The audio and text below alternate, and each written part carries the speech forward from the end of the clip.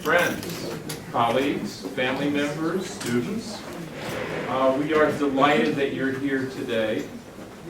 This is the beginning of one of the special moments in the life of School of Theology, and that's the presentation of our distinguished alums. They've been informally gathering. They were recognized briefly yesterday in chapel, and today they share with us something of their story through a provocative question which we happened on a few years ago and continue to get answers from people who have, so this question never stops being answered. That's one of the joys of it. And it's the three challenges facing us in the next decade. Sounds simple, except that people muse on the question year after year. Today we have four people to speak to us, though three are in the room and one will be available through a special recording made available to us as he is traveling around the country. Our four distinguished alums are Andy Crouch, David Farley, Deborah Kiesey, and Michele Shields. They come to us from a variety of backgrounds and experiences, but the one thing they share is they were all students here at the School of Theology at one time or another. We like that. And then the moderator for this day as well is also a graduate of the School of Theology. Come on in, Vita. I'm going to introduce you to the head of the Gottlieb Archive in just a minute. You'll just wait a minute. But I wanted to introduce you to our moderator, Dr. Walter Fluker, who spent a lot of time at BU and now spends even more time at BU. Wouldn't that be a fair way to say it? That's a very, very And when he doesn't spend his time, up until this spring, he was spending in tuition for his son to be at BU. So it was a deep BU relationship. But Walter has kindly agreed to be the moderator for today's event as well. But at this point, we have a special presentation, if you would, Dean Moore. Come up here. And I'd like to welcome today Vita Palladino, who is, what do we call you, the chief archivist? Okay. So, yeah. She is the person in charge, come on in, of the Gottlieb Archive, whose works you will see in the first floor and the second and third floor throughout the building.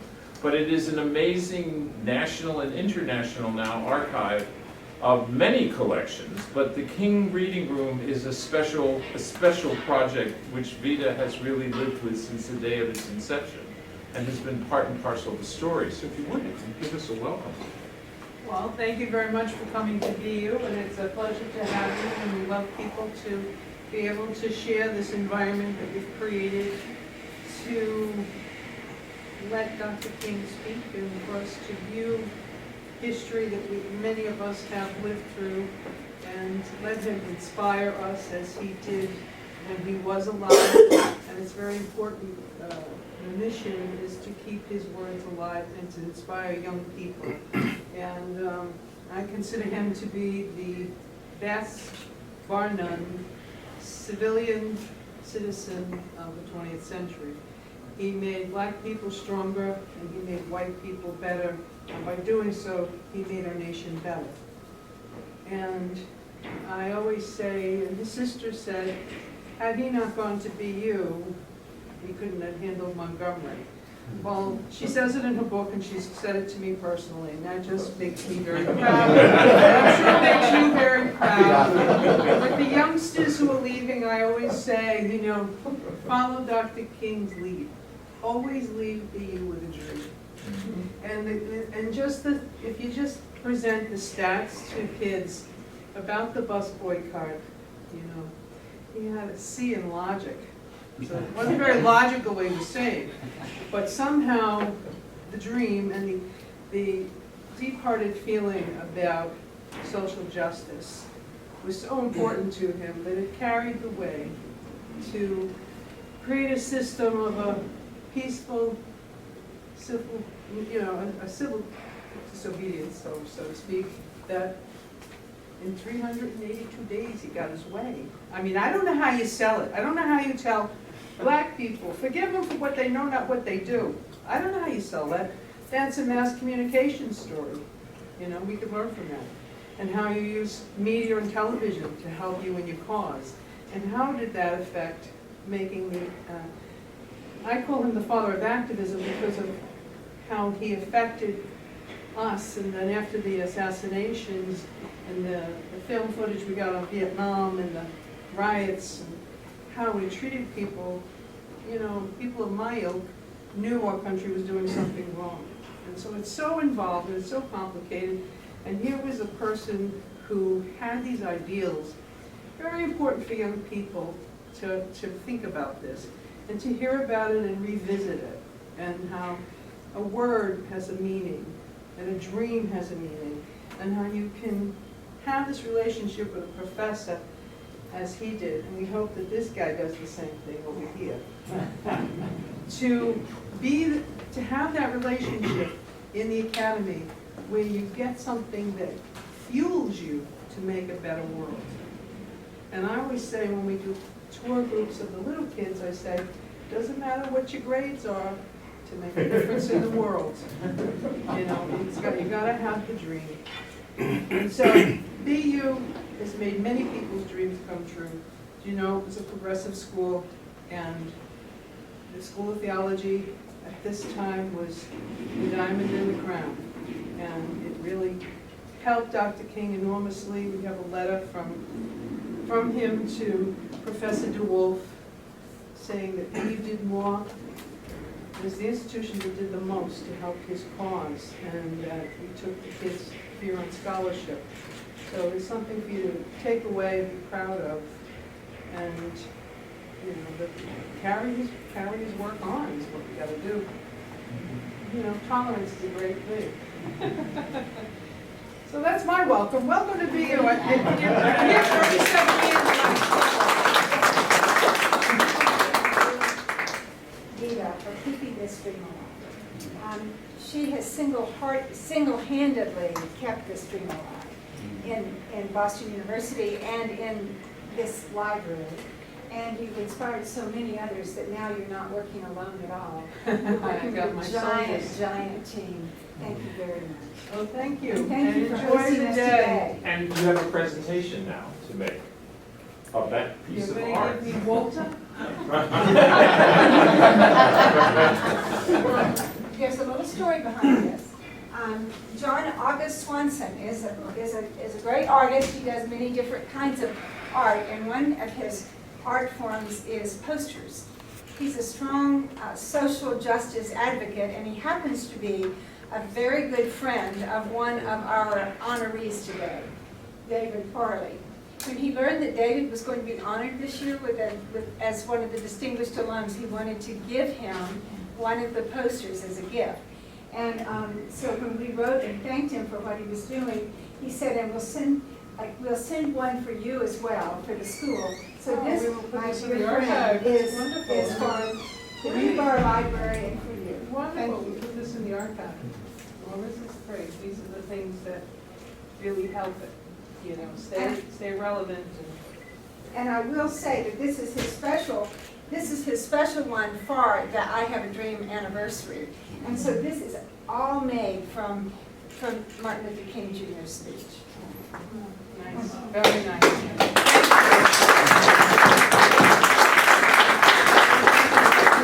We'll put back and look at it later. And I hope you have a good program and rock on. And thank you. Thank you. Arrivederci. And one of the real joys is that it is not often that this room is available to anyone outside of the Gottlieb collection. And only special events relating directly to the collection are ever held in this space. But when I told Vita this is our distinguished alum, Martin was a distinguished alum, she said, well, of course we're going to let you come. So without any further ado, I turn the program over to Walter Fluker and our panel of distinguished alums of Boston University School of Theology. Thank you. Thank you, Kate. And thank you, Jacqueline, and of course to Dean Moore I love moderating when I don't have to do anything except moderate. It's wonderful. But I would like to strike a tone for the occasion, add one historical note to one of Peter's remarks. He did receive a C, but not at BU. He received the C at Morehouse College. And I'm one of the few people in the world who would say, even in the presence of BU alum, that Morehouse may have had a lot more to do with King's formation than we have believed hitherto. But let's strike a note of context, and then I will give you your instructions. They're not hard instructions. They're easy. Howard Thurman, I serve as the editor of the Howard Thurman papers, and for those who don't know, I am the Martin Luther King Jr. Professor of Ethical Leadership here at the School of Theology. I'm a returning alum. I graduated in 1988, and it means more to me than you can imagine to share in the life of this university and the School of Theology, especially as a King professor. Howard Thurman said, and was famous for saying, "We died, but you who live must do a harder thing than dying is. You must think, and ghosts will drive you on." In October 2011, many of us traveled to Washington, D.C.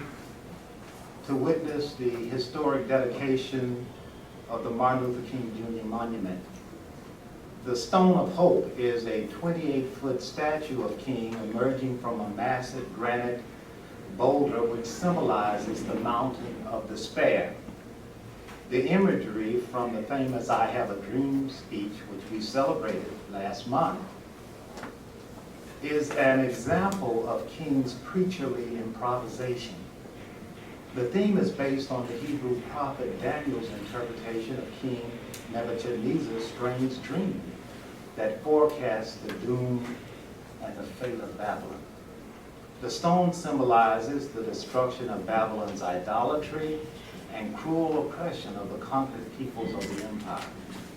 King's use of metaphor and symbol transposes Daniel's interpretation into a message of hope for people coming out of great despair.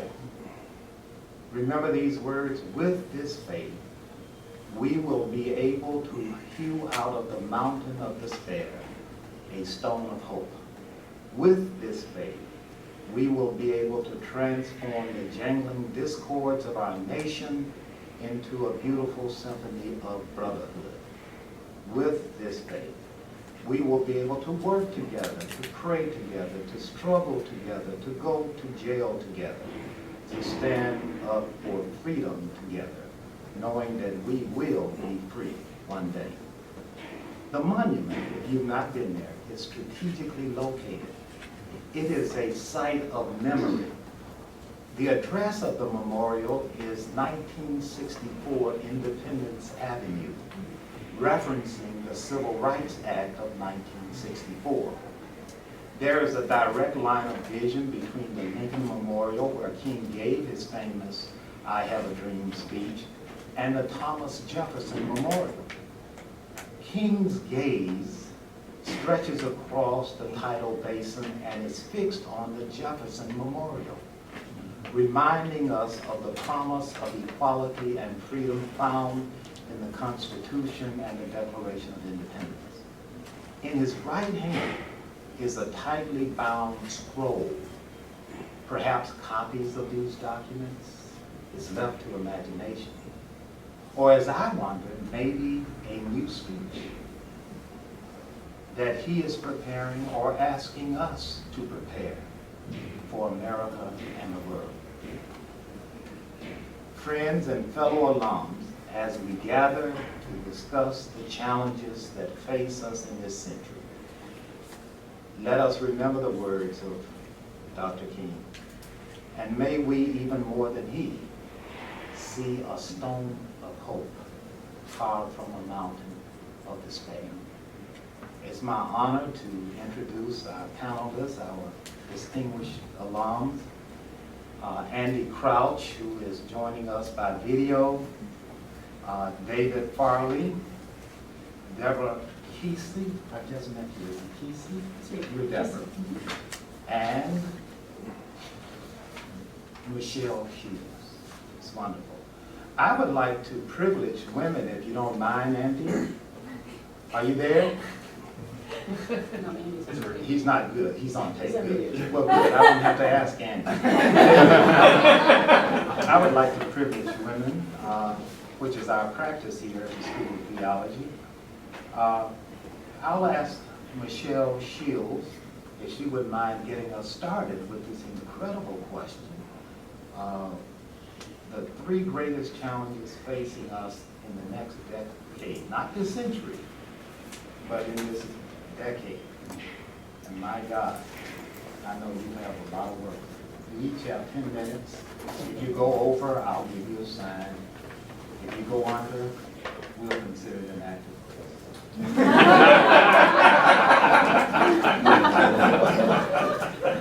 You bring out the hook. Okay. In the future, I predict that we will all die. Not all of us will die in the next decade, but some of us will. By now, you're probably wishing that the School of Theology had not conferred this honor on a hospital chaplain. You really don't want to hear about death for the next 10 minutes. And I understand that. Many of us avoid death. Like Woody Allen, who said, "I'm not afraid of death, I just don't want to be there when it happens." So instead, I will talk about the three greatest spiritual challenges you face before you die. So I'm going to talk about spirituality, not death. Aren't you relieved? In the last 22 years of my ministry, I've served people in health crises. And I've studied with colleagues the question, what is spirituality?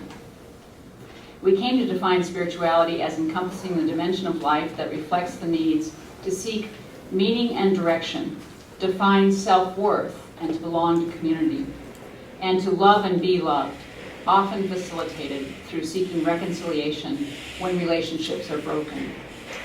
When individuals face any crisis, one of these three primary spiritual needs surfaces in a clear and direct manner. Each of these three spiritual needs can be described briefly in this way. Patients with a core spiritual need of reconciliation tend to love self more than others and come from a place of egocentric, distorted self-love. Their concern for themselves is out of proportion of loving God or others. In working with a patient whose core need is reconciliation, the work involves helping the patient not only to love herself, but also to love and humble herself in relationship with God and others. Patients with a core need of self-worth demonstrate the opposite dynamic, wherein they love God and others but tend to exclude themselves. The primary spiritual task in working with a patient with this core spiritual need involves helping the patient feel worthy of self-love. And third, patients with a core need of meaning and direction may be out of touch with self and others and be out of touch with their own desires. They may be overly focused on the mind, for example, intellectualizing, asking questions, searching, and wondering. The primary task in working with a patient like this involves helping the patient get in touch with their own sense of purpose, meaning, direction in life, and desires. To illustrate the three core spiritual needs, I'll use three cases based upon actual patient encounters. First, the core spiritual need for meaning and direction. Mr. X, a 70-year-old man, is suffering from significant complications from gastrointestinal cancer. He's in a loving, supportive relationship with his partner. Although he does not affiliate with any particular religious practice, he was raised Mormon and has a very positive relationship with his family members who still practice this religion. He was referred to the chaplain by his primary care physician to discuss some of the patient's questions about end of life. The patient tells the chaplain that due to his illness, he can no longer work at his job in the hospitality industry. The patient tells the chaplain that he had previously felt a great sense of meaning and purpose in his employment. He was wrestling with two questions of meaning and purpose. Since his work had been a big part of his identity and he could no longer work, he told the chaplain that he wondered about the meaning of his life and what his legacy would be. Additionally, he told the chaplain that he was afraid of facing the finality of the end of his life because, having left the Mormon faith, he had no belief in an afterlife. The patient is also agonizing about the right time of year to visit his family and friends. On the one hand, he knows that his death is drawing near and wants to have quality time with them. On the other hand, he wants to do this in the spring or summer when the weather is nicer. The chaplain is puzzled by the patient's feeling stuck and lack of action about when to visit his beloved friends and family, especially given his lucid understanding of his prognosis. And the chaplain seeks to embody a guide with the patient. The chaplain reflects back to the patient her observation that the patient is struggling with a decision about when to take the final trip to the community where he grew up to say his goodbyes. And she asks him, when was a previous time or place in your life where you sought an answer and you came to some certitude about a decision you needed to make? How did you decide? This reminds the patient of his own inner wisdom and ability to make a good decision. The patient does an interesting thing. He commits to living one day, having made the decision to visit immediately, and then commits to live another day, the next day, imagining that he has made the decision to wait until spring to visit his birthplace. The chaplain also names for the patient that he is wondering about his legacy and the meaning of his life, particularly given his ambivalence about there being some kind of existence after death. And she guides him as he articulates a strengthening belief that his loving and long-lasting relationships are his legacy and will continue in some form after he dies. The chaplain names and helps the patient process his sadness related to the loss of those relationships. And as an outcome, the patient decides to wait until the spring to visit his hometown and express his feelings of serenity and acceptance that he might very well die before he can take the trip. The patient enrolls in hospice, and at his request, the chaplain marks this decision with a blessing. While he is in hospice, the patient and the chaplain speak regularly.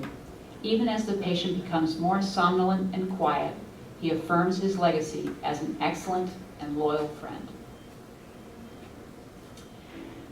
The next case is one of self-worth and belonging to community. Ms. Y is a woman in her 60s with a life-threatening cancer. She is in a loving and supportive relationship with her husband. She was raised as a Catholic and currently worships at a non-denominational Christian church. Her palliative care nurse practitioner referred her to the chaplain. The patient reveals that she has been keeping herself on a very strict diet and has been using an enormous amount of supplements and vitamins because she wants to stay alive as long as possible for her husband. She expresses worry about her husband's well-being after she dies. She focuses on an arduous dieting regimen to the neglect of her own pleasurable activities such as gardening and camping. She worries about whether she is following the diet correctly, and she also misses seeing her friends. The chaplain notices that the patient seems very interested in the chaplain's personal life. He feels sadness about the patient's extreme behavior to please her husband and thinks that it detracts from her doing what she really enjoys. So the chaplain seeks to embody a person who values her and offers her a sense of community. The chaplain begins by attentively listening to the patient and affirming her desire and efforts to stay well. He acknowledges the patient's loneliness and her worry about the diet regimen. He surfaces her old belief that she must take a lot of vitamins and be very strict with herself to be worthy in her husband's eyes. The chaplain's interventions are informed by the theology that he and the patient share in common, that the patient is a beloved child of God, and God is calling her to recognize this. Her old belief is that she needs to be engaged in this challenging regimen to be in community with her husband, but in reality, she is inherently deserving of nurturing at this point in her life. The chaplain explores her anger at God, indicating to her that she is worthy and allowed to feel anger. He also explores the multiple facets of the patient's grief, at feeling lonely, at letting go of her old beliefs and practices, at her sadness that her life is coming to an end. The chaplain affirms and coaches the patient in self-advocacy, and in doing so, the patient finds her voice to express her true feelings toward her husband. And as an outcome, the patient acknowledges that she is feeling angry with God. This anger energizes her to claim her voice. She makes a decision for a new life, where she will ask for what she needs and do the things that she enjoys, such as spending time in the garden with friends, and even camping while she is able. She begins to feel more able to advocate for herself in relationships and treatment decisions. And the third case is about reconciliation and the need to love and to be loved. And this is about Mr. Z, a 58-year-old man who's brought into the emergency department with acute chest pain, and he's diagnosed with a heart attack. The chaplain is called into the emergency department to meet with him. And when the chaplain arrives, the patient is working on his laptop. He's on his cell phone and has an assistant to whom he's dictating at his side. The nurse enters and says, "Stop all of that," and announces that the chaplain is here to see him. The patient almost immediately, and with minimal prompting, actually confesses to the chaplain that he is having an affair. And he says he believes that the affair is a great cause of stress, and ultimately is the cause of his heart attack. He expresses guilt and a desire to end the affair and repair his marriage. The chaplain is deeply surprised. Often I find that the chaplain represents more than just the person, right? So, the patient expresses anger at the nurse for taking away his laptop and cell phone and sending his assistant out. Prior to this medical event, the patient was not taking responsibility for his part in the brokenness of his marriage. The chaplain noted her internal trepidation, her gut reaction the patient might be challenging to create rapport with based upon the observed interaction with the nurse, as well as his appearance of wanting to remain in control even during a health crisis. Therefore, the chaplain was relieved when the patient readily acknowledged his stress and his part in the broken relationship with his wife. The chaplain seeks to act as a truth teller by reflecting back the patient's honesty about his feelings of guilt, the stress this has created for him, and his need for forgiveness and reconciliation.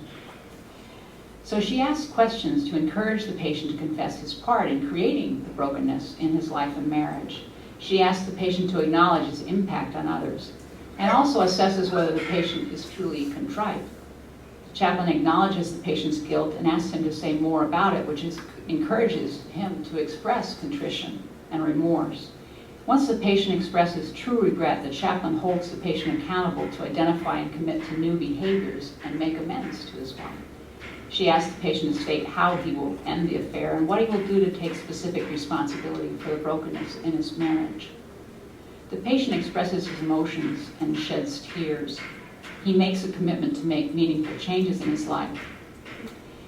And later, he writes a letter back to the spiritual care department, to that particular chaplain, and reports that he was able to access self-forgiveness and receive forgiveness from his wife for his part in their estrangement. This conceptual model is called spiritual AIM, the spiritual assessment and intervention model. And as you can tell, it has outcomes, meaning that we define healthy spirituality as having a person's core spiritual needs for meaning and direction, self-worth and community, and to love and be loved all met. And each of us has those three core spiritual needs within each of us. Our team of chaplains and researchers at the University of California, San Francisco Medical Center received a Templeton grant to study advanced cancer patients enrolled in outpatient palliative care with our use of spiritual AIM. So this conceptual model is the most advanced of its kind in the nation. So that's why I'm excited to be sharing this research model with you today. It's been one part of my life's work and teaching. And now, I would like to bless you. May you discover the meaning and purpose of your life, the direction you're meant to take at this time. May you feel worthy of esteem because you are a loved child of God. And may you find a place in several communities. May you be loved deeply and love others deeply in turn. Be blessed. Amen. Amen.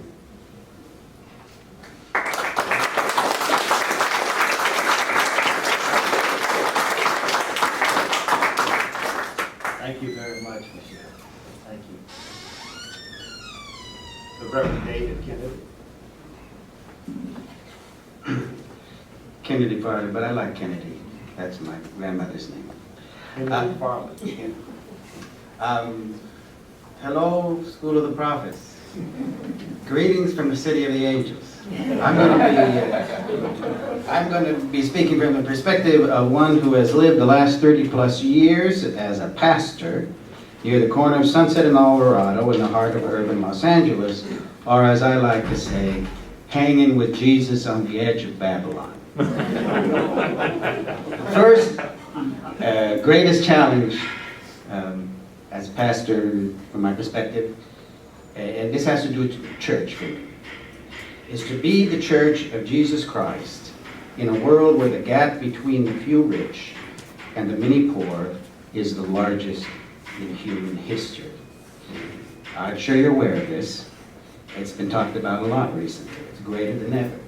And this intensified movement of wealth from the many to the few includes a movement from the global south to the global north of that migration of wealth. And because of that, there's a higher level of human displacement and migration than ever before in human history on this globe. As one of my members in my church, who migrated from Guatemala, told me, we have a saying: when you steal the hive, the bees will follow. I speak to you today as one who has been blessed for many years to pastor a church of immigrants, in a neighborhood of immigrants, in a city of immigrants, in a nation of immigrants, in a world God has created without borders for all of us to share. A world in which right now hundreds of millions of human beings are being displaced due to economic hardship, injustice, and violence, and forced to leave their homes to seek out a place simply to survive and provide for their families. A couple of years ago, the day after Mother's Day, a mother from our congregation named Cecilia, she's from Honduras, she came by my office and she held in her hand a picture of another mother from Honduras. Actually, it was a picture of a mother's body. She, like hundreds of other souls, had died in the desert. She was the mother of 6 children whose father had become ill and was confined to a wheelchair, and the only way she could see to provide for her family was to go north. Now, the reason that Cecilia was showing me the picture was that the community, the congregation, was trying to raise the money to send her body home for burial. This was not the first time our little congregation collected money to send a body home for burial, and I'm afraid it may not be the last. You know, friends, hundreds of thousands of human beings do not leave the land of their birth, where their parents and their grandparents are buried, just to steal somebody's job or to get on welfare. They leave because they have to.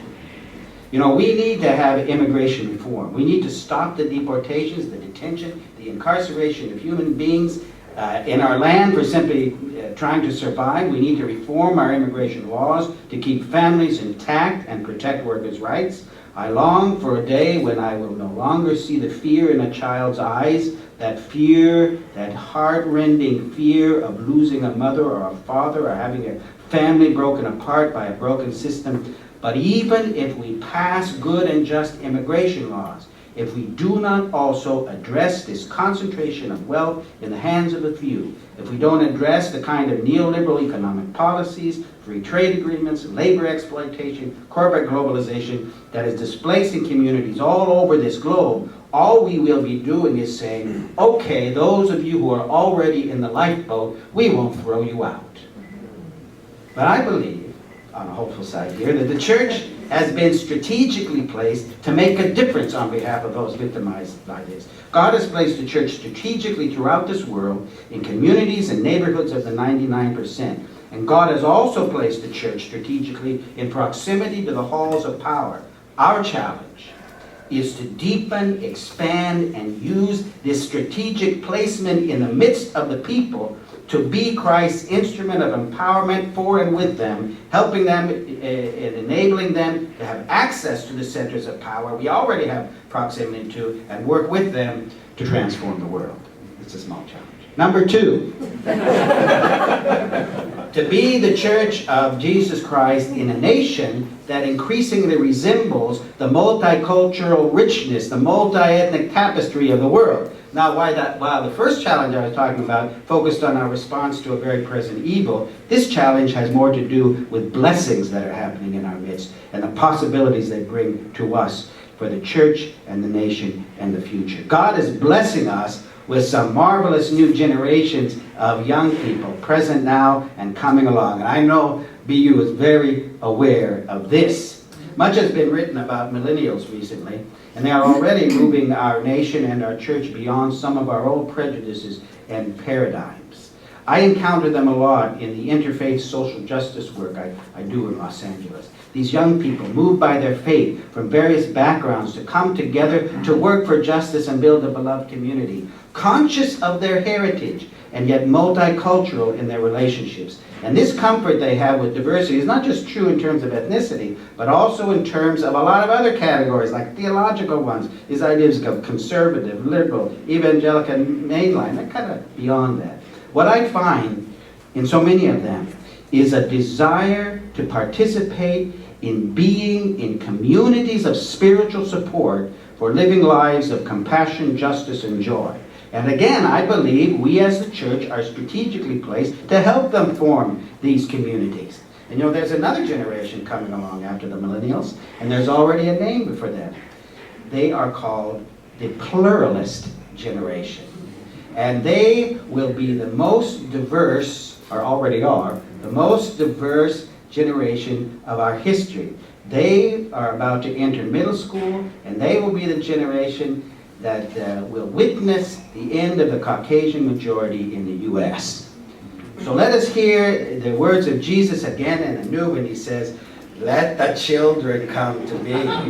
Do not hinder them, for to such as these belong the kingdom of heaven. And whoever welcomes one of these welcomes me, and whoever welcomes me welcomes the one who sent me." You know, and I actually think that there is in our DNA as Methodists a spirituality and understanding of church that can enable us to truly and enthusiastically not only welcome them, but be transformed by and with them. And that brings me to number 3, to be the church of the poor, not just for the poor. And by this I mean to organize ourselves to be a global, local church, living in solidarity and sharing in ministry with the poor and marginalized, among whom Christ is already present and from whom Christ calls us. To organize, to be present with them in the urban neighborhoods, rural villages, shanty towns, refugee camps, where more and more of the people of this world live, and to, among them and with them, build communities of discipleship for the transformation of the world. We could call it church. I believe this would also reach well and connect with and draw and energize this population that we're talking about, this new generation. They're already doing it in a lot of contexts. I think we need to return to our Wesleyan roots and think of ourselves again as a movement. The United Methodist Church mission statement, you know the one? To make disciples of Jesus Christ for the transformation of the world. That's not just a mission statement, it's an organizing strategy. And we should do it like Jesus did it. What did Jesus do in Galilee? He organized the poor into communities of discipleship for the transformation of the world. This is what Paul did among the displaced, diverse peoples of the Roman Empire. This is what John Wesley did among the displaced peasants and workers of the Industrial Revolution. This is what Francis Willard did and Anna Howard Shaw did among the marginalized women at the center of the church. And this is what deaconesses and missionaries in urban centers and peasant communities throughout the world did during the turn of the century and the Great Depression. This is what Martin Luther King did and Jim Lawson did. They organized the poor into communities of faith and empowerment, and through them, the world was transformed. Yes, God has work for us to do, and it's organizing work. Let me close with this. In his book, Tattoos of the Heart, Father Greg Boyle from Los Angeles wrote the following: the strategy of Jesus is not centered in taking the right stand on issues, but standing in the right place with the outcasts and those relegated to the margins. You know, the United Methodist Church takes a very good stance on issues. We pass great resolutions. We have a pretty good analysis of why there is injustice in the world. We give a lot of help to the poor, provide services for the wounded and the hungry and the hurting. All this is important, and we need to do more of it. In general, we take the right stance on things. But the question we really have to ask is, are we standing in the right place? The question is not just who are we for, but who are we with on a daily basis? Who is church with us? Who is the church growing among? Who is the church leaving behind? Our definition of church needs to move beyond institutional viability to transformative power in these contexts. We close down churches in neighborhoods where they could be strategic locations to build communities of disciples for the transformation of the world. We need to establish new communities of faith and action, strategically located among the poor and the marginalized, and resourced by our connectional system to have access to each other and to the centers of power, so that they, as disciples of the Christ, who is God's liberating presence among them, can truly be instruments of God's transformation of the world. And that is the kind of ministry to which I feel called to give the remaining years of my life on this beautiful green planet that God has created without borders for all of us to share. Thank you. Amen.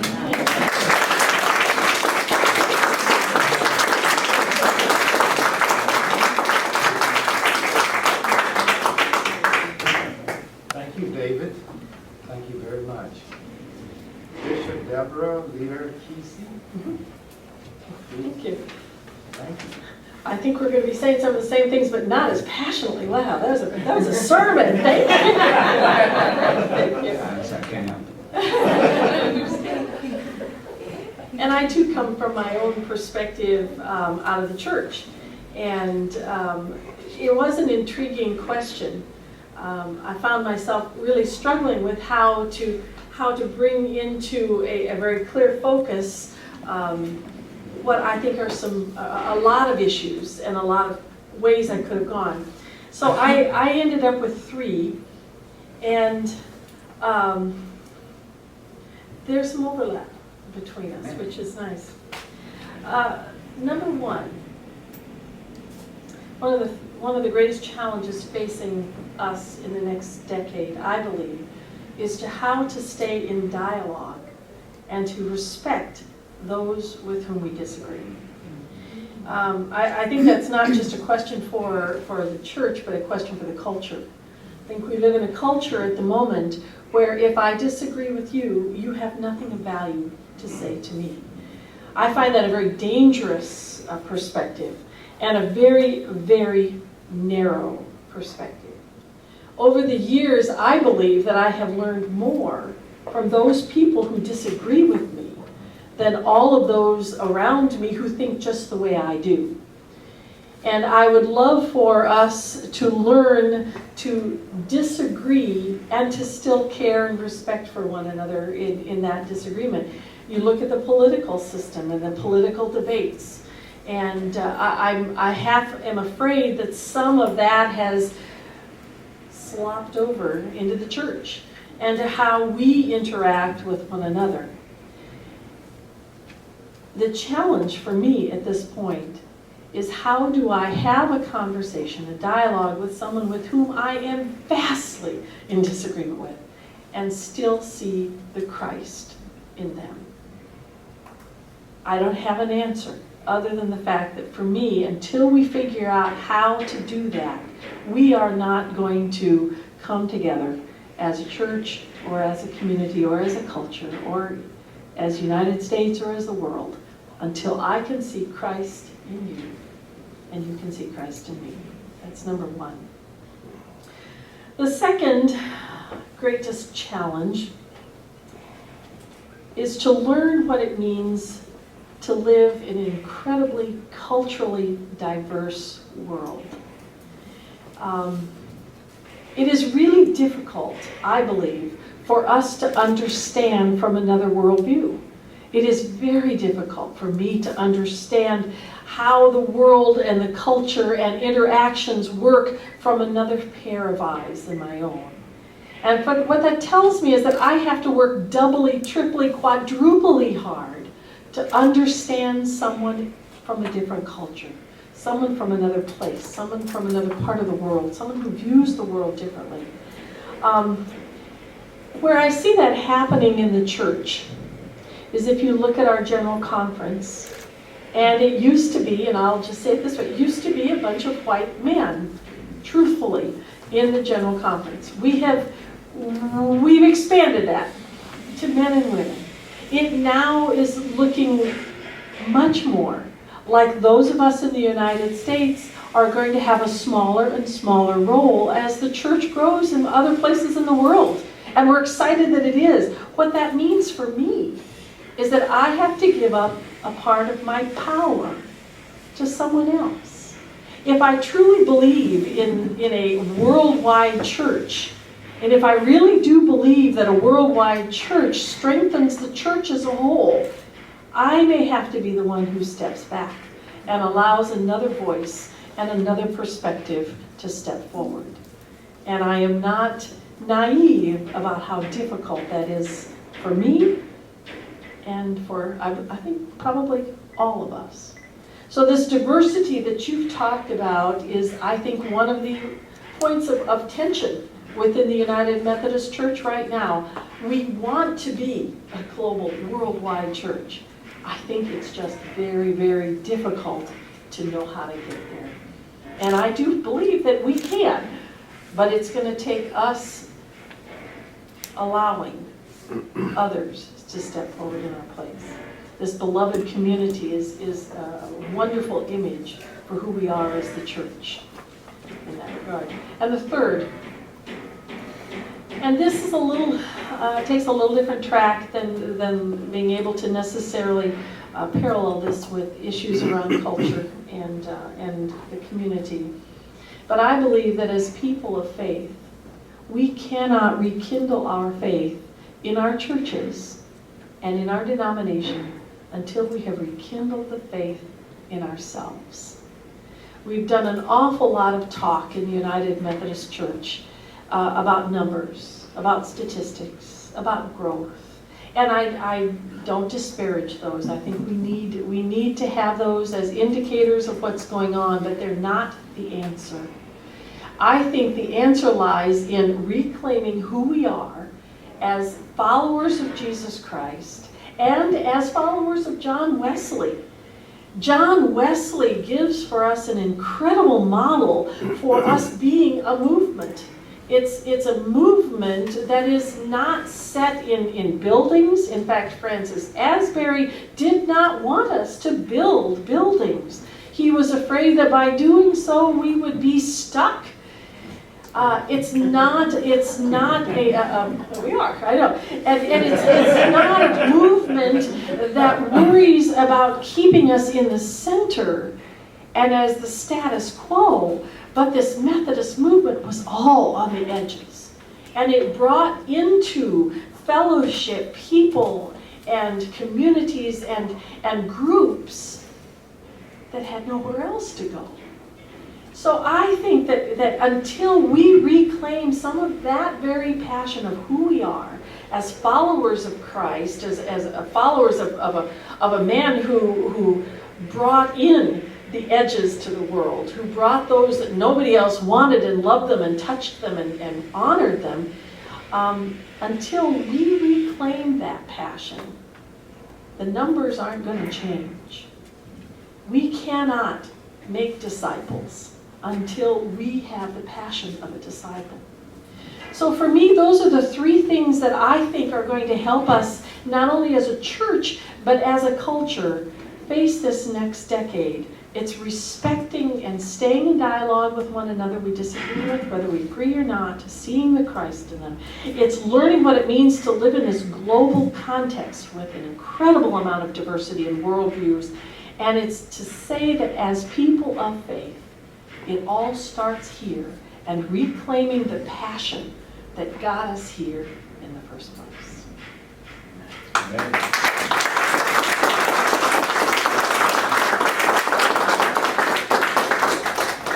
Please feel free to take your jacket off.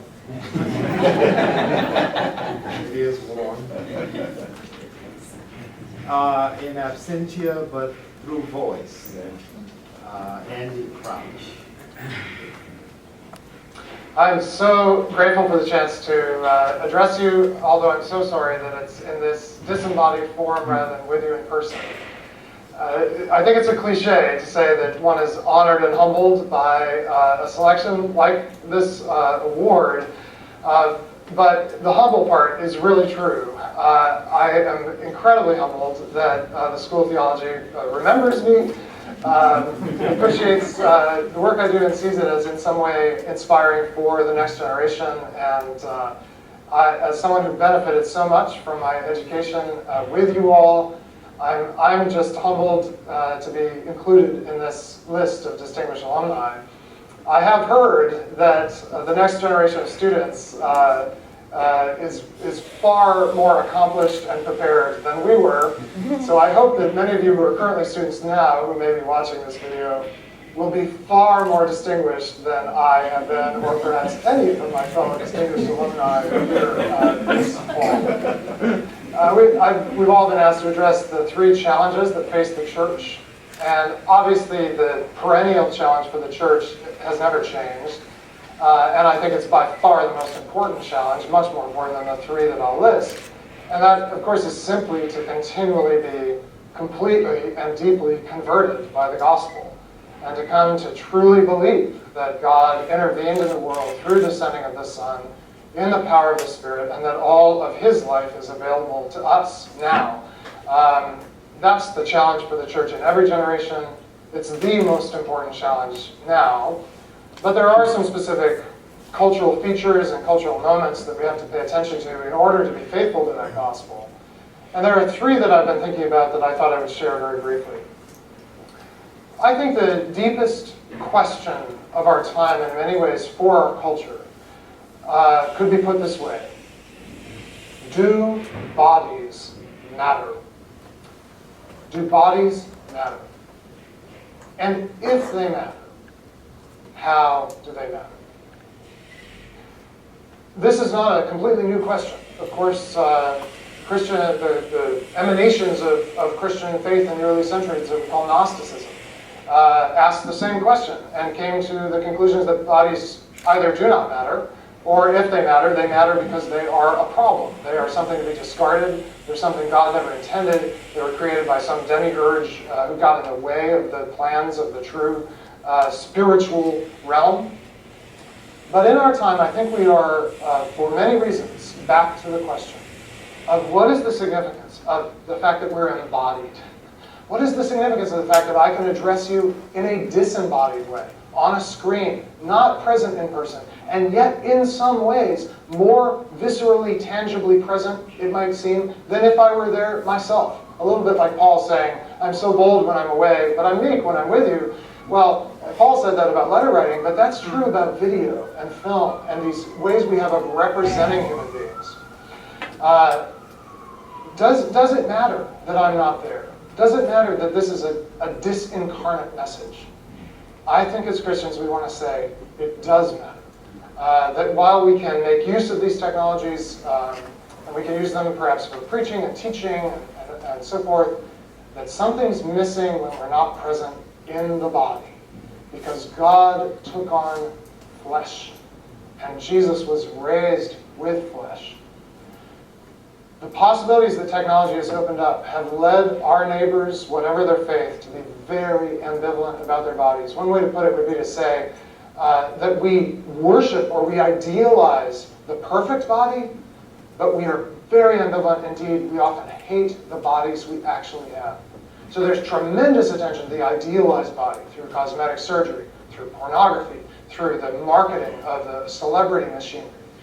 There's very little comfort with the bodies that we've actually been given, with all their limitations. And there's dreams of transcending the body. There are futurists who want to download their brains and make them non-corporeal. One of the roots of the questions that come up from the various voices of sexual minorities is that they are very aware of certain aspects of embodied experience, but there's also a deep ambivalence about embodied experience, especially the embodiment of human beings as male and female. And the gospel speaks to this, but not in a simple way. And I think Christians have to sort out, what do we believe about bodies? Do they matter? Do they have moral status, moral significance? Do they constrain us? Or are we free to do whatever we like with our bodies because we're really just spirits? That's the first, I think, the deepest thing. A second challenge has to do with our age's ambivalence again, about institutions. I think we may live in the most institutionally suspicious age since the Reformation. A time when people are just unwilling to submit themselves to institutions that they see as tremendously constraining and oppressive. Not least, and in fact, in many ways, most, what people call institutional religion. And we always say that like it's a bad thing. I'm not religious, I'm spiritual, but I just don't like institutional religion. It's not just a suspicion of religion, it's a suspicion of institutions very generally. But it deeply affects the church. And I would just say that I think Christians could be part of reclaiming a different view of institutions. The modern bureaucratic institution, there's a lot to be ambivalent about. And to the extent that we've let that infect and affect the way we do church, I think it's all good that we re-examine it. But in the way that sociologists use the term, an institution is something much broader and deeper than just a bureaucratic organization. An institution, I think you could say, is a cultural pattern that persists over time, and I think one way to put it is it persists for at least 3 generations. That is, it's not just the parents, and it's not just the children, but it's the children's children. And this applies, for example, to the institution of family, the patterns of life in family. It applies to deep structures of culture, the way we eat, the way we dress, the way we address our elders, the way we address our friends, the way we show affection. All these actually, from a sociological point of view, are institutions. They give us ways of being in the world that are handed on over multiple generations and that persist even after one generation has passed from the scene. In this sense, I think biblical people need to be very serious about institutions, because the Bible identifies the founding generations of the people of God as 3 generations, the children of Abraham, Isaac, and Jacob.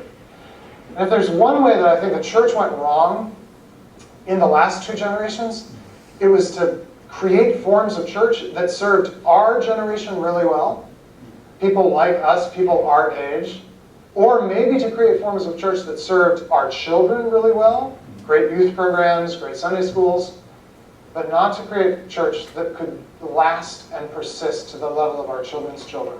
That our children's children would say, this is worth inheriting, I'm grateful for this. If we are to be part of transmitting the gospel in a durable way in our culture, we're going to have to find a way to make some peace with institutions and to make some institutions worth passing along. And one last very quick thing, and it's probably not what you'd expect. I'm very concerned that we're forgetting how to sing. Americans are forgetting how to sing.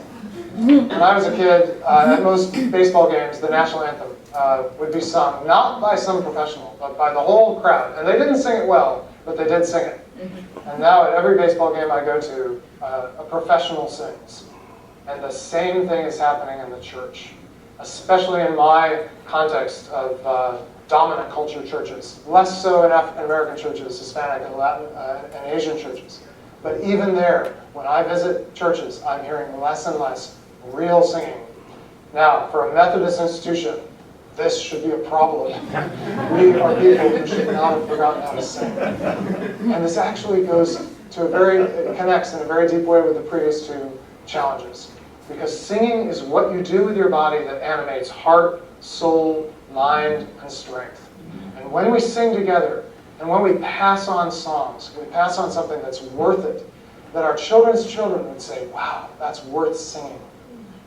So I hope that as you, the current students, as you, my fellow alumni, as you, my former teachers, and my treasured friends, that as you continue to lead, that you would help us address this question of bodies, that you would help us build institutions that are worth passing on. And I sure hope that even today, even though I can't be there, that someone will start singing. Thank you again so much. May God bless the work you do. And I hope we're together in the flesh sometime soon. Thank you.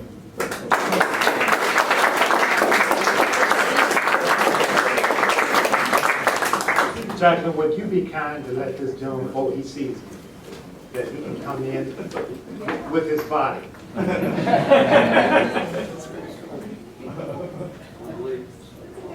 Never late. Wow. We have a lot to work with this afternoon. Before we begin with discussion from all of us, I thought we would ask the panelists maybe if they had questions for one another or thoughts. Maybe something was said between the three of you or with Andy that evoked meaning, sense of reconciliation, self-love, or pushed us further along issues of social justice, immigration being one example, or this idea of incarnation, and singing. Boy, I'd almost forgot about it. Yes, I sing. Everybody here sings. My mother said that the only thing that cannot sing in God's creation is a buzzer. and if you can't sing, then the Spirit won't come. That's what she believes. Yeah, I'll leave you not only an amazing grace, but I want, first of all, for you all to have some discussion, and then we'll open it up for the Everybody's been congregation. sitting and listening for all this time, and I think it's time for a little. Okay. Amazing grace, how sweet the sound that saved a wretch like me. I once was lost, but now am found. Was blind, but now I see. As you take your seat, what grace that taught my heart to fear, and grace my fears relieved. How precious is that grace appeared, the hour I first believed. Thank you so much. I feel better. You know, I'm really Methodist, but they won't quite see me that way. I'm Baptist too. And after I hear a hymn, I think I'm supposed to preach. So no,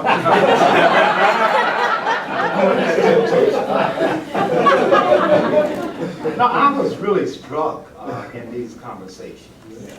The recurring, intertwining themes that really resonate theologically, sociologically, and they force us to do some deep interior probing and mapping. So I thought maybe to begin with you, the kind of Trinity set here, Andy being somewhere disembodied but present, to maybe raise questions or thoughts with each other for a few minutes. We have an entire hour now for discussion. This goes from 2 to 4, right? But we finish at 3:45. At 3:45, good. So now we have, see, this is the problem with the Western world. We measure everything No, that's okay. It's 5 minutes after 3 according to my watch. So we have some good time. How about a few minutes reflecting together? And Bishop, if you might. Oh, thanks. I too was impressed with how we were all intertwined. I liked the ending with the singing. That's close to my heart in terms of music, as a way of going deeper within the soul. And I think he hit on something really important. They used to say that you could tell a Methodist meeting was taking place because you could hear the singing for miles around. And I do think we have lost some of that. One of the other pieces that I was thinking of as we listened here too was another John Wesley, very, very important John Wesley theological point of view, which is it is a matter of social holiness and personal holiness that makes it all come together. And I think I'm hearing that from what you're saying and from what we are saying and from what Andy is saying. Social holiness and personal holiness, one without the other is incomplete. And I think it's that wholeness. I was thinking, as Andy Grant was talking about the body, his comments about the body and how we value the body, and how throughout all of our statements, I think being present with was central. Being present with, and particularly strong in your context, and then, you know, being present with someone who's going to be leaving the body, that being present with people who may be excluded from the body, you know. So that's one thing that came to my mind as something that was a thread through all of the fellowship. I was thinking about the embodiment of the chaplain. You know, people really focus on what you're doing with the patient, but it's really about being in relationship. And I talk about that as embodiment when I'm working with students of different faith traditions, but when I'm working with Christians, I think about that as incarnating something. And you're really representing God, you know, as a chaplain. That's why when I talked about walking into the room with an emergency department patient, and the patient immediately confesses. You know, obviously you're incarnating something that's much greater than yourself, because it's the chaplain walking in, it's not Michelle walking in. Now, that actually happened to me. And it was obviously chaplain walking in. It was, you know, if Michele Shields walks in, who cares, you know? But it's the chaplain walking in and the patient immediately confesses, you know? And it's like, I'm not a priest. I'm not there to absolve anybody like a Catholic might, but you know, the patient sees a chaplain and begins to feel contrition, you know, about what's going on in his life, and he's thinking about dying because he's having a heart attack. You know, busy as he is, when everything stops because the nurse takes everything away and he can't work anymore, what does he think? Oh, I'm having a heart attack. I could die from this. And what's going on in his life. Something's not right, you know. And maybe that has something to do with his stress. Maybe that's why he's having a heart attack. That's what he puts together in his mind. That's not anything that I say because I haven't said anything yet. So, you know, there's an incarnation there that I don't have to say anything, but I'm incarnating something, and that's the to be in the relationship. That's not to do, because I haven't done anything except walk in. So there's a being in relationship. That's to be something, you know. And in that situation, I am going to be a truth teller. That's my incarnation, because I'm going to tell the truth to him. You know, I'm going to say, yes, that's right. That's something that you're talking about. That's what's wrong in your life. Yeah, that's right. You're saying that's wrong. I'm agreeing with you. I'm not going to say, oh, all is forgiven. No. No, I'm going to hear you out. I'm going to ask you about that. Yeah, I'm going to ask you more about that. Because he wants to tell me and I want to hear it.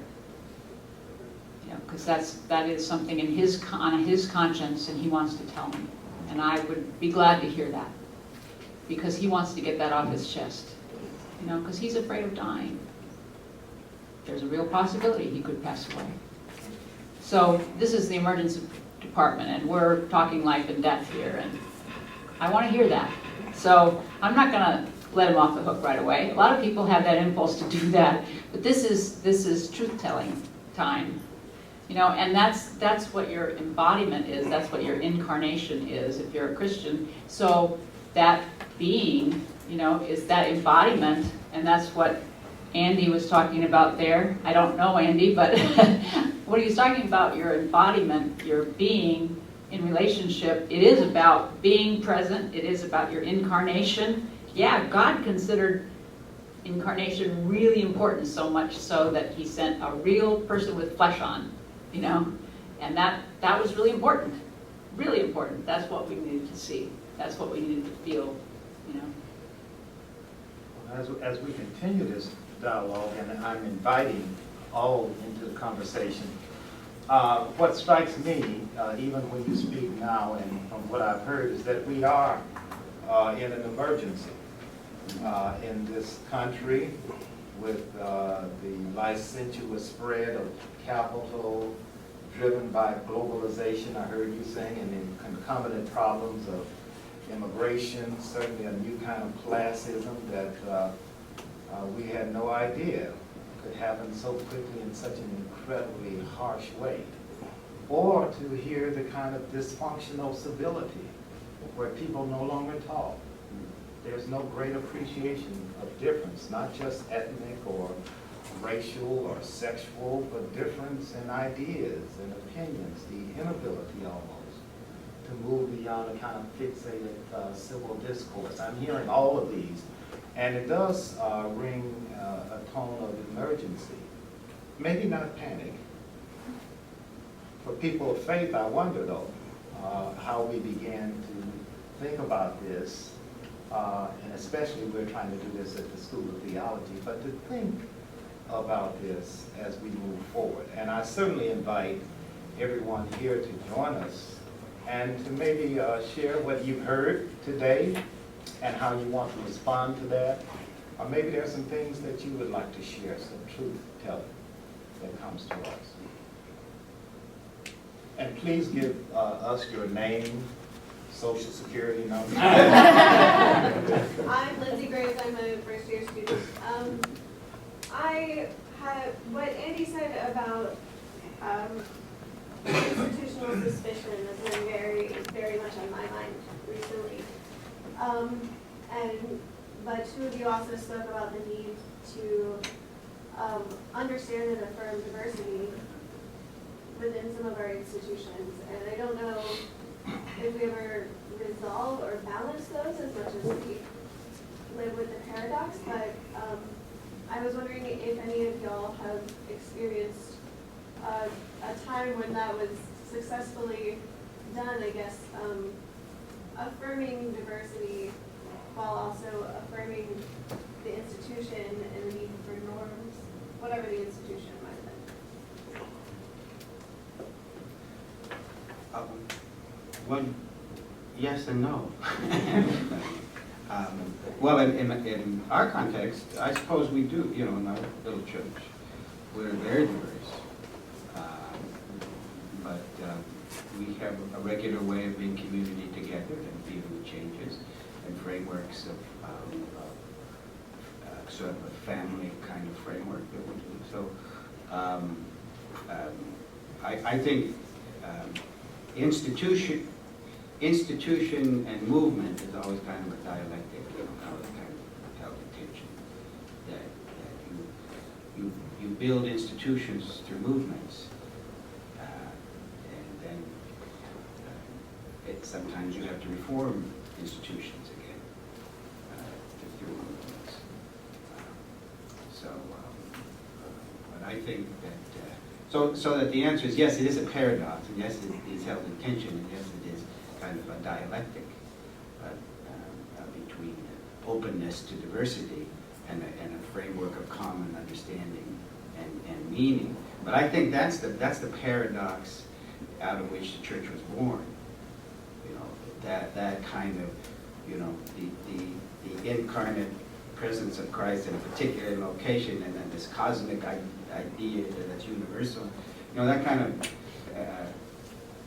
that's kind of the paradox of the incarnation, and then how we each embody it and how we become the body together. So.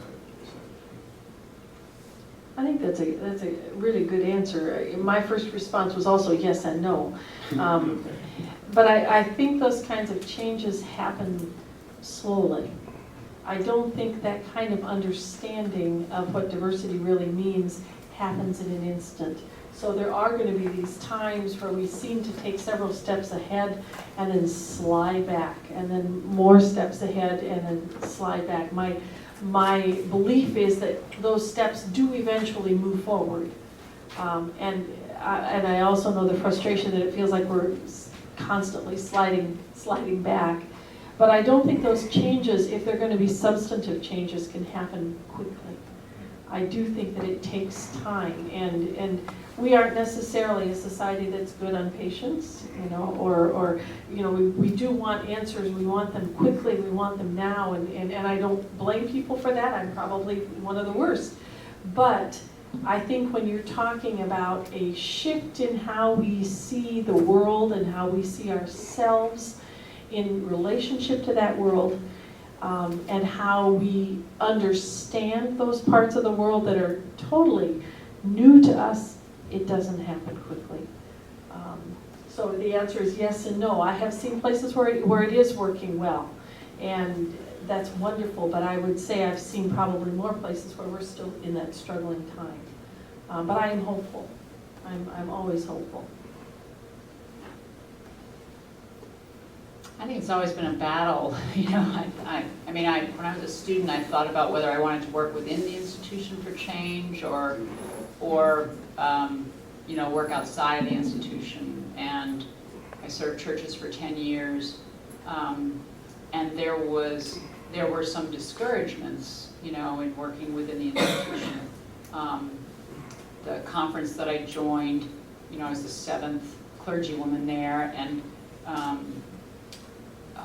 there, at one point, after about 5 years, I was appointed to a small charge, and there were some death threats actually phoned in to the bishop's office because they didn't want a clergy woman. This was in the South, and it was 1984.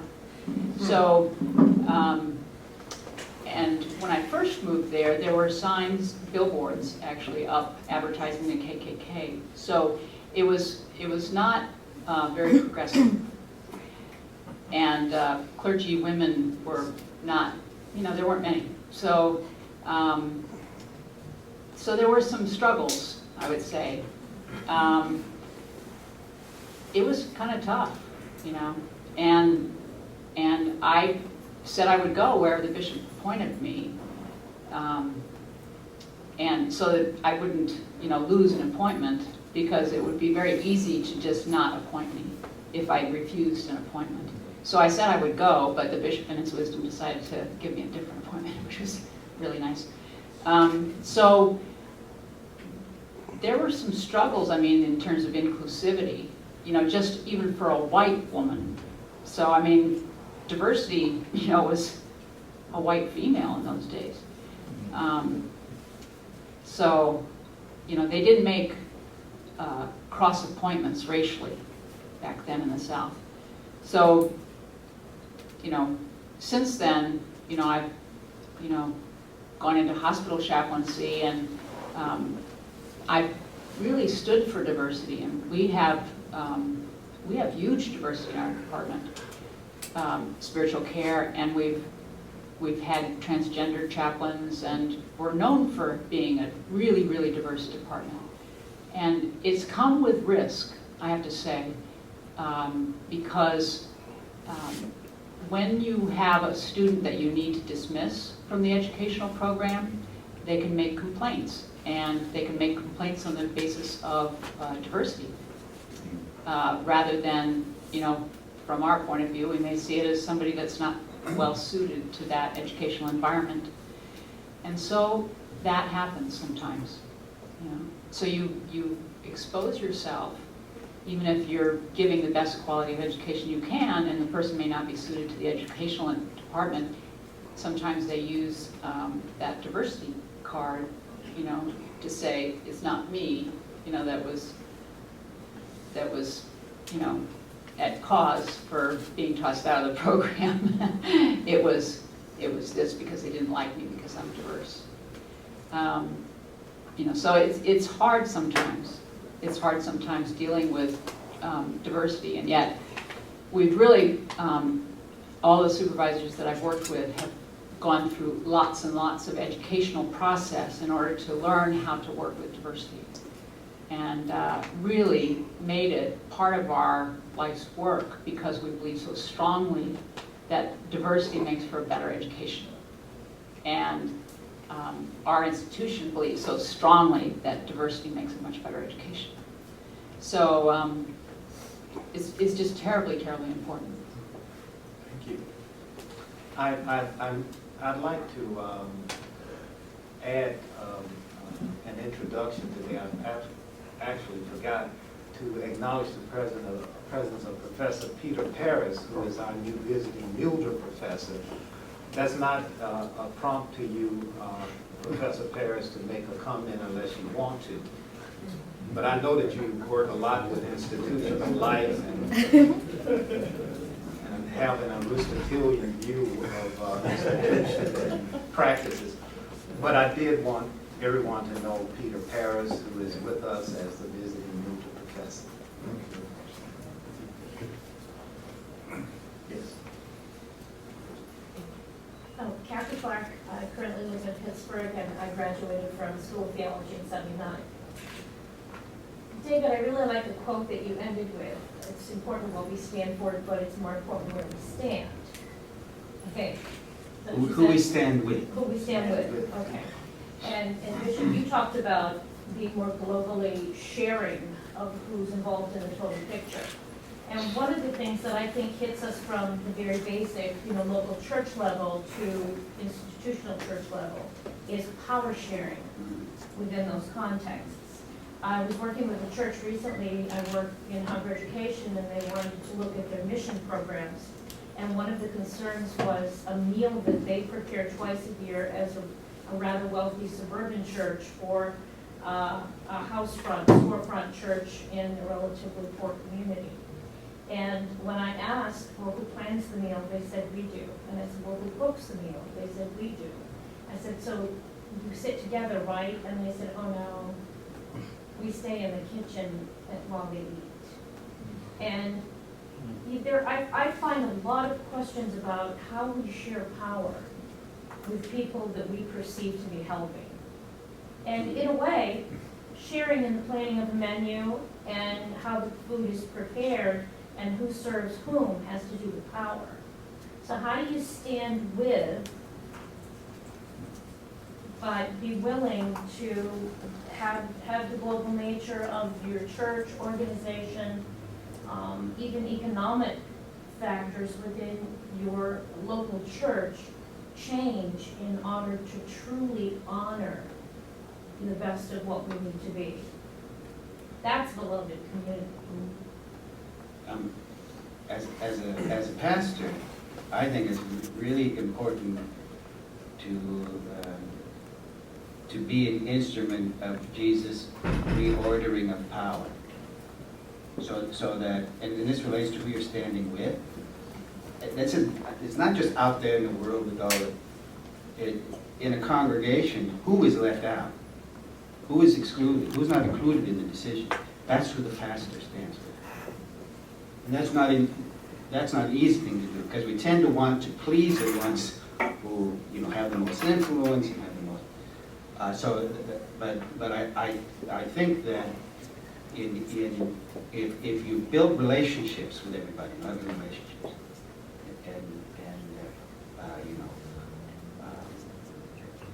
when we were building Hispanic ministry, it's not just allowing space, it's involved, sharing power. So, and the pastor's role in that context is very central.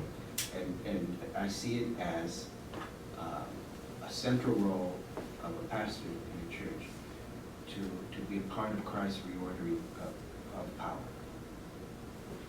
And I think it goes back to one of the first things that I mentioned in terms of seeing the Christ in everybody. If you really honor the people that you are standing with, then the next logical step is to have this be a power sharing time, or whatever phrase you want to use. If you really honor what they say and what their opinions are, then you're going to be sharing all of that together. I think it's hard. I think it's hard, and we've seen some pretty major missteps, and continue to along what I was thinking of when I was thinking of power sharing was at the General Conference, and some of the ways that we think we're sharing, but we're really not, and the message that's received is quite different than the message that they thought they were offering, in terms of including all of the people there and giving all a voice and giving all equal opportunity to act on issues. I mean, it was so clear the last several General Conferences. And you speak better from the local church side, but I think it begins with the belief that the person I'm sitting across from, the person that I'm having communication with, is somebody that I honor, and I honor their perspective, and I honor what they have to say. And I'm not always ready to be the one with the answer, because the answer is out there. I think it's particularly challenging when it has to do with the kitchen. That is the big one. If you get people sharing the kitchen, sharing the kitchen, that is the first thing.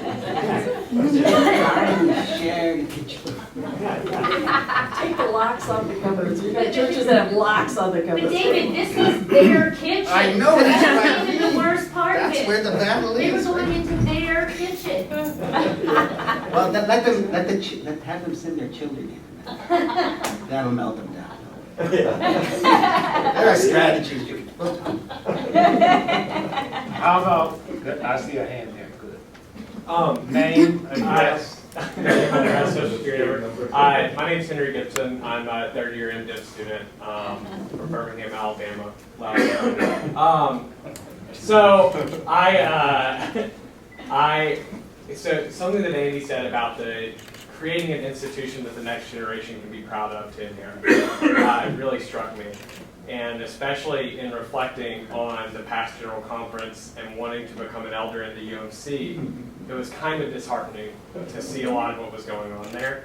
And a lot of times at events like this where we're talking so much about the challenges of the past that face us in the present and what we can do in the future, we often, I think, forget that there are things that are happening now that can be resources for hope in the current present moment. And I just wanted to ask y'all, what are some of those current resources for hope that you see in the church that can give hope to the future generations, that give hope to you for what will one day be the church that you pass on for future generations to inherit? So. I'd like to just first of all start by saying you weren't alone in how you felt about the last General Conference. It was, I've been going to General Conferences for 25 years, and it was the most difficult General Conference I have ever attended. And disheartening is the word. So I don't know if it's hopeful for you to know that we all felt that way, but we did. You're not alone. Yeah, right. And you aren't alone with that. I see some of the places for hope in our younger people coming through. People like yourself who really have new ideas and new ways of going at being the church, new ways of being. My hope and prayer is that we listen to those, and as I said earlier, honor those. I think I really was struck by Andy's comments about, is this an institution that we want to pass on? I think there are parts of the institution that we want to pass on. I think there are parts of the institution that we don't. And what I would ask, my hope is that we would focus on those things that are truly basic to who we are, and know that the structure is it's not eternal. Okay, and that structure can be changed, and probably will need to. The church that we are a part of now is quite different than the church as it was. And so that's where I find some hope in the fact that it has changed, and hopefully it will continue to change. But the hope is in those people coming with the new ideas, because sometimes I feel really old, and feel as though I grew up in the other church. I grew up in a church that really is not necessarily the church of now, and so I rest a lot of my hope on those people who are more creative than I to find the church for the future. Hold to what is the basic of who we are as followers of Christ, as followers of John Wesley, and I think we will find our way. I was thinking when he was talking about 3 generations, and that I've actually been in Echo Park 3 generations. I've baptized people of one family 3 generations. I was just thinking out loud. I don't know what that means, but what it does. That's pretty strange. But let me just say that I've been a witness to that happening. That what he was talking about in terms of institutions that are not so that don't compartmentalize the community so much, but draw from other cultures. Our churches are like German English designs, whatever. I don't know what it came. But other cultures where extended family and village and festival and meals are central. And not getting the youth here, getting the children here, getting there. I don't know. But as far as my hope, I talked about where my hope is in my second point, and I share what the bishop said. That where I was talking about, the young people are our hope and blah, blah, blah. But I am really believe that the Spirit is moving. And that we're going to be pluralistic whether we like it or not, friends. We're going to have to work hard not to be multicultural and pluralistic, So that's going to happen. How we do it, is very important. And I think we're going to learn a lot from the next generation about that. I think about the Wesleyan quadrilateral, the scripture, tradition, reason, and experience. And when I think about scripture, I think about intelligent interpretation of scripture, not literalism. So, and tradition, if you appeal to tradition intelligently, like Wesley, and reason, soundly, use your mind, and experience, then obviously we're going to be open to LGBTQ people. It's inevitable. The church is going to go that way. It's bound to eventually. That's justice. So that is my hope. That's going to happen. So that's just inevitable. That's going to happen because that's the way the United States society is going. And the church is going to have to go that way. So there are going to be more reconciling congregations in the Methodist Church eventually. And so I think it's going to become open. I think that's an inevitable movement, and BU's been that way. So that's just going to happen. And I think because we have a history of social justice in the Methodist Church and a history of some pretty progressive stances, that we're going to continue to go that way. I think the current, some of the conservative movement in the Methodist Church now is going to calm down. I really do think that. That is going to calm down. And that's my hope. I don't think that that's going to survive.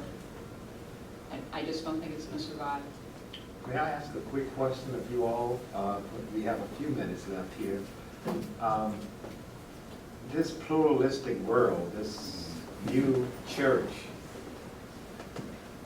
this new nation, this new us. In 1978, I attended a seminar with Howard Thurman in 1978 in San Francisco. And at the end of this week-long seminar, this wise old sage says, you know, I think there's a new religious narrative in the making. In America, the entire grammatics, and he used a lot of words, but there's a new grammar in the making. And I think it's trying to be born. And he said, my only regret is that I might not be around to see it. And I was thinking about that as you were speaking. We do a lot of reflection on the church. And the church is part of this pluralistic world. And what does that mean for Christian faith and the church in the midst of these circling series of social, cultural processes and this new narrative that might be in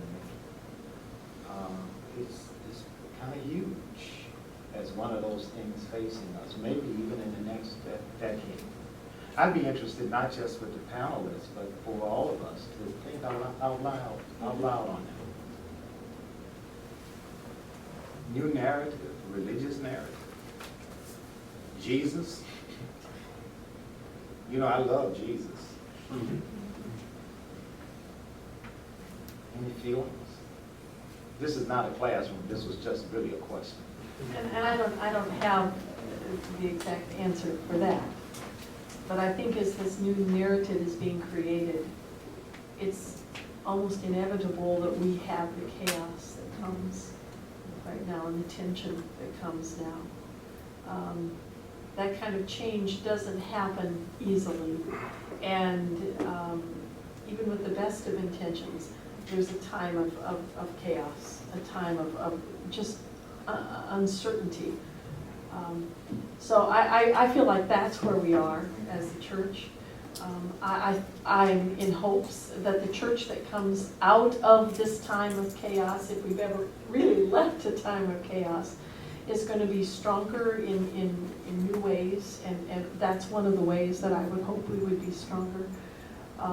It is interesting, to read the history of the Methodist movement and realize that in many ways, much of what we struggle with has been our struggle from the beginning.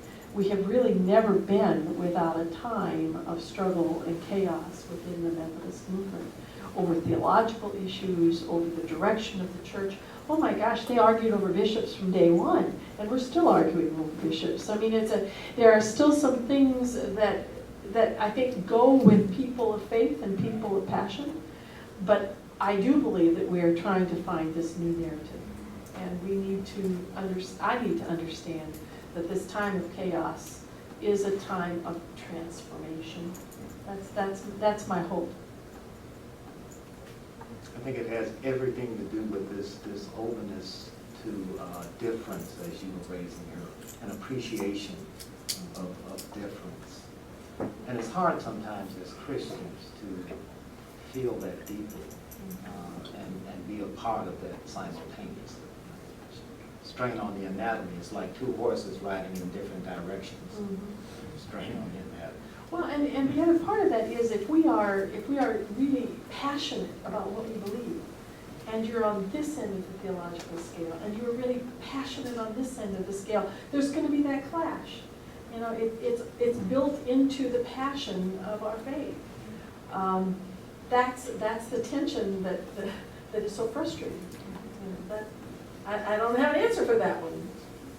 Well, you don't need an answer, but I would like some closing thoughts from you all. Just briefly, so that we'll keep in time with Ted. In the back, we have time for some closing thoughts. Maybe some promises. I was just going to say that I think whatever the narrative is comes out of a conversation. The conversation that the institution has with people, conversation that that includes the generations. I think, you know, just when we're looking for a new narrative, it just tends to arrive at us.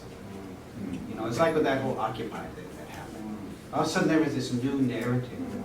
And it's the same, you know, we're hearing that new narrative now around younger generations coming out of the evangelical church and coming out of the mainline churches and finding together a narrative that they share and that overlaps, where before those communities had different narratives. You know what I'm saying? It's sort of, I think the spirit is moving that narrative from the grassroots.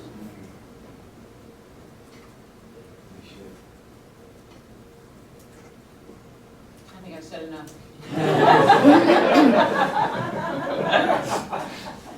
Well, dearly beloved, if there is not a last word, may we part with continuing conversation. This has been wonderful. I hope we can do this again sooner than later.